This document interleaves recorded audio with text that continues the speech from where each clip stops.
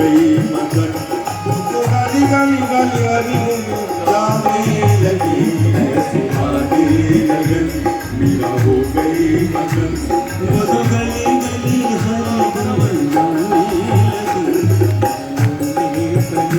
लागी लागी रे लगन, लागी लागी रे लगन, ऐसी लागी लगन। बहुत सुंदर, बहुत माल भक्त माल कथा, आनंद आ गया गुरुदेव।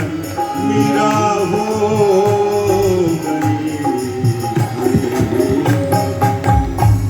जय हो जय हो जय हो। तालियां तालियां, बहुत सुंदर भजन के लिए एक बार जोरदार तालियां हो जाए। तालियां, बहुत बढ़िया, मजा आ गया। साथ में माला को भी जोड़ लो तो जिन जिन के पास में माल है परंतु माला नहीं है, तो माला को जोड़ करके माला माल हो करके जब आप ऊपर जाओगे तो यमराज भी आपका खड़े होकर के स्वागत कर सकेगा। प्रेम से बोलो संत भगवान की जय। इस प्रकार से कलयुग में प्रेम को प्रकट करने की विधा भारत के साधु सिखाया करते हैं। भारत के त्यागी सिखाया करते हैं। भारत का वैराग्य पूजा करता है। जिसके जीवन में जितनी साधुता होगी, त्याग होगा, बलिदान होगा, वो उतना बड़ा साधु होगा। आप साधु की पहचान नहीं कर सकते। आज के लोगों ने साधु की पहचान को कपड़ों से, आश्रमों से और गाड़ियों से नापना प्रारंभ कर दिया। भारत के साधु की पहचान ये कपड़ा, ये आश्रम और गाड़ियां या वैभव नहीं हुआ करता था। भारत के साधु की पहचान उसका त्याग और तपस्या हुआ करती थी। वाह वाह, जय गुरुदेव, जय गुरु, बहुत बढ़िया। हमारे बड़े बड़े विरक्तों ने, संतों ने उसी बात को सार्थक करके जिनका पावन चरित्र हम आपको श्रवण करा रहे थे, वो पावन संस्मरण आपके भारत के साधुओं का ही संस्मरण है। इसलिए चाहे हमारे नरसिंह महाराज हों, चाहे हमारे श्री रैदास जी महाराज हों, चाहे श्री कबीरदास जी हों, चाहे पीपा जी महाराज हो, और चाहे हमारा धन्ना जाट हो, ये सब उसी कड़ी के साधु संत हैं। जिन साधु संतों को इन आंखों से समझा नहीं जा सकता। साधु की पहचान